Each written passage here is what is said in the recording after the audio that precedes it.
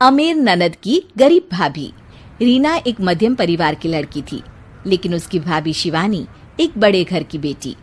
शिवानी की शादी अभिषेक से लव मैरिज थी। अरे भाभी, ये कितना अच्छा सूट पहना है आपने। काश ऐसा मैं भी पहन पाती। अरे क्यों नहीं रीना, वैसे भी तुम्हारा और मेरा नाम तो एक ही है, जब मन करे पहन लेना।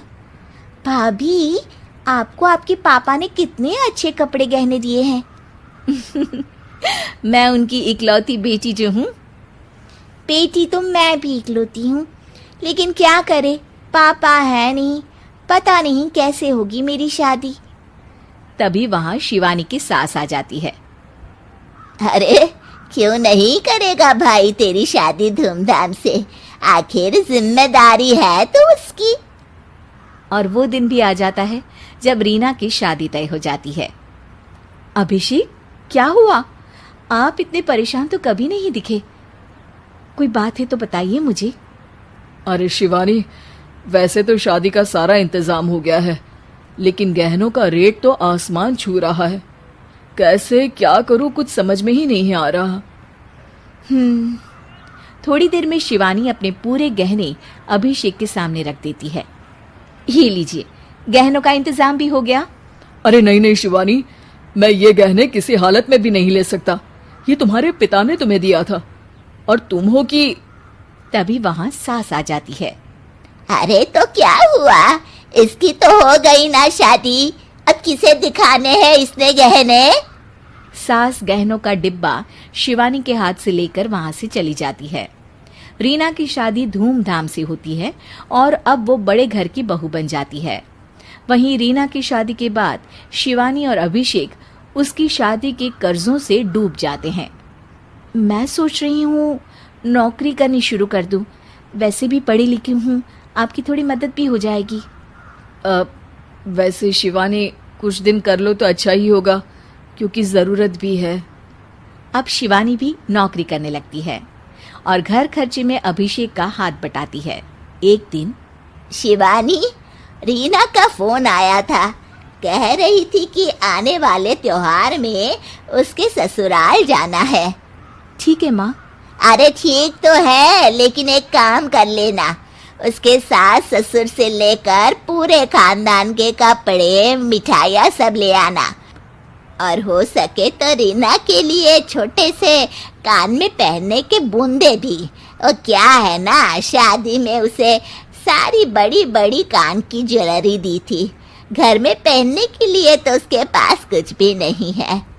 शिवानी सोच में पड़ जाती है कि वो क्या करे, क्योंकि कर्जों और घर के खर्चों के बाद तो पैसे बचते ही नहीं थे। शिवानी फिर अपने पिता को फोन करती है और उनसे पैसे मांगती है। देखो शिवानी, मैंने तुम्हें शादी के वक्त ही मना किया था कि ऐसे घर में शादी करनी ही नहीं चाहिए। अरे अभिषेक को शर्म आनी चाहिए जो ससुराल से पैसे मंगवा रहा है।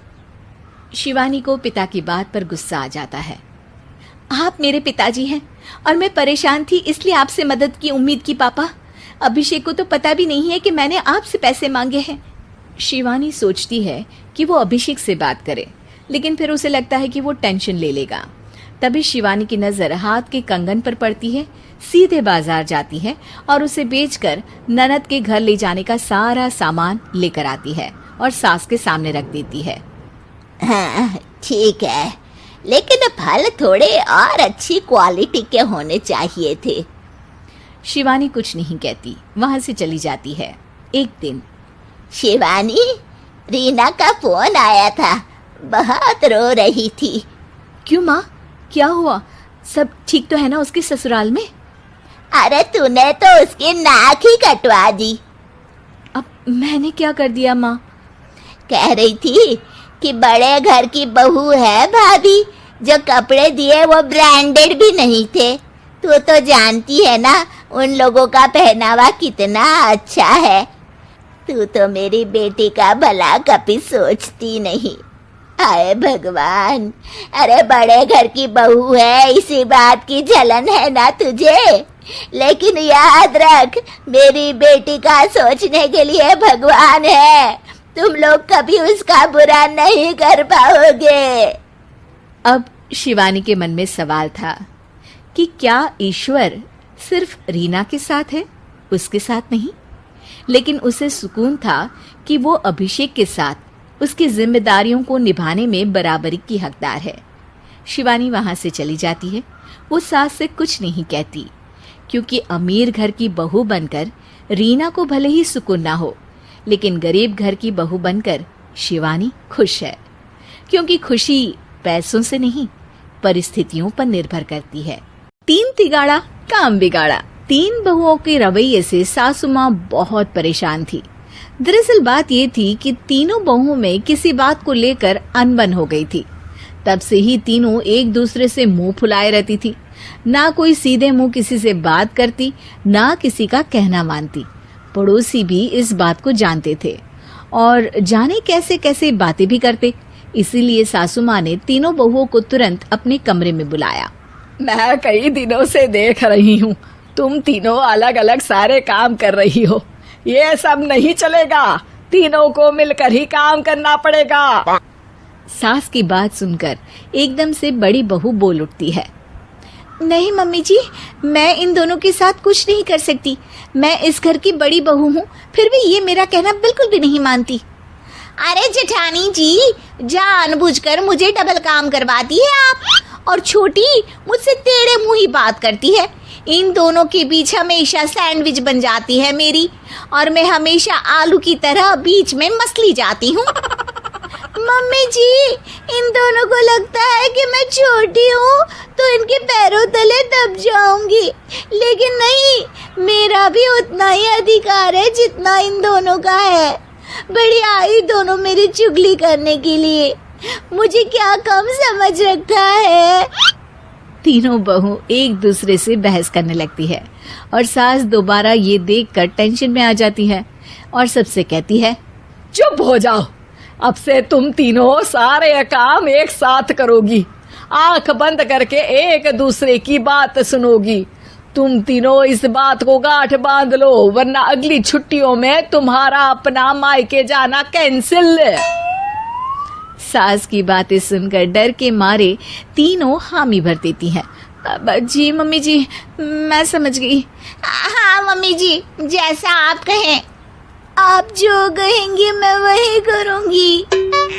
तीनों बहू सास की बात को गांठ बांध लेती है और वादा करती है कि अब से सारे काम वो तीनों एक साथ मिलकर ही करेंगी। ये सब देखकर सास खुश हो जाती है और वहां से चली जाती है। नीचे जाकर वो देखती है कि घर में शर्मा जी आए हुए होते हैं।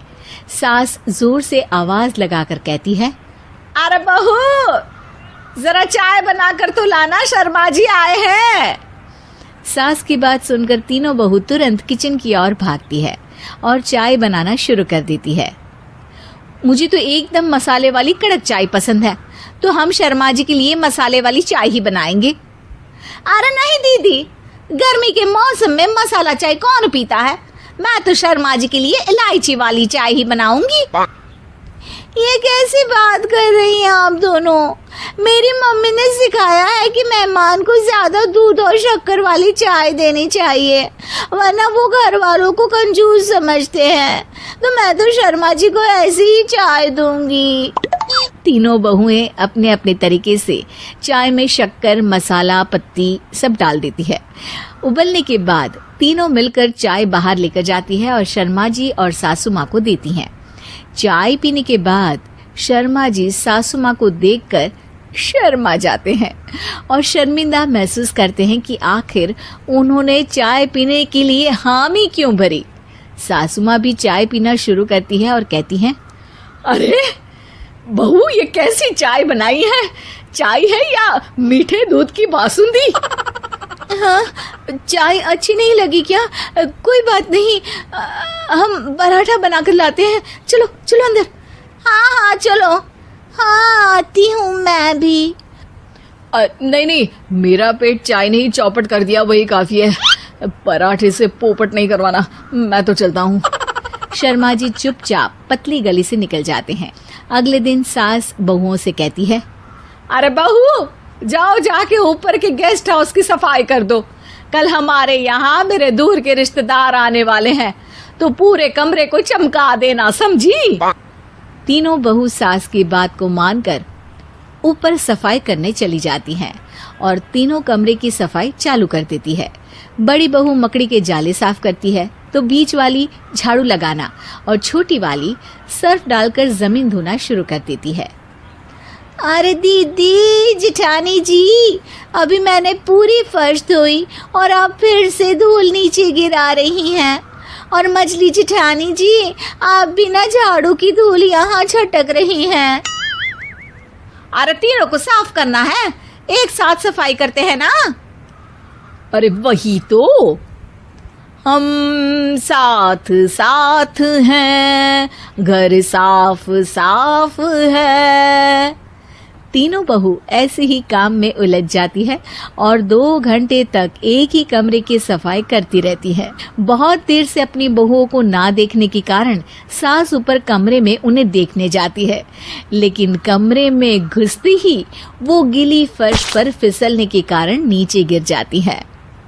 ओरी मोरी मैया, हड्डी मरोड़ के रख दी, आए मेरी तो कमर ही टूट गई रे। तीनों बहुएं सास को उठाती हैं और बिस्तर पर सुला देती है। अरे मेरे हाथ पैर दर्द कर रहे हैं, दबा दो, आराम मिलेगा। हाँ जी माँ जी। अरे जी माँ जी, जी माँ जी।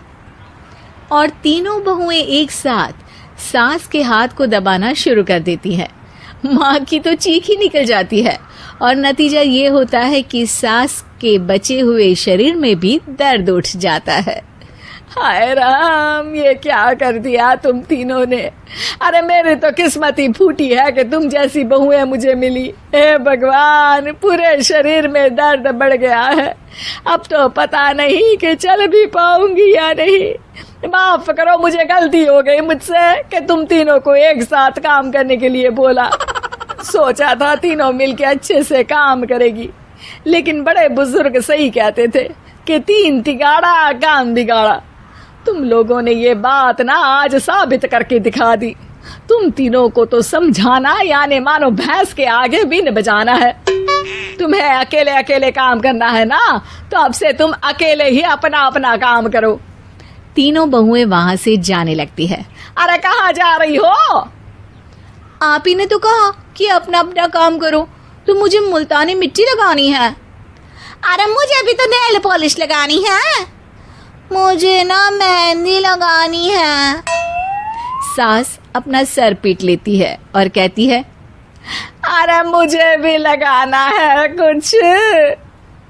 क्या माँ जी? क्या माँ जी? क्या माँ जी? तुम्हारे घर वालों को फोन तुम्हारी हरकतें बताने के लिए।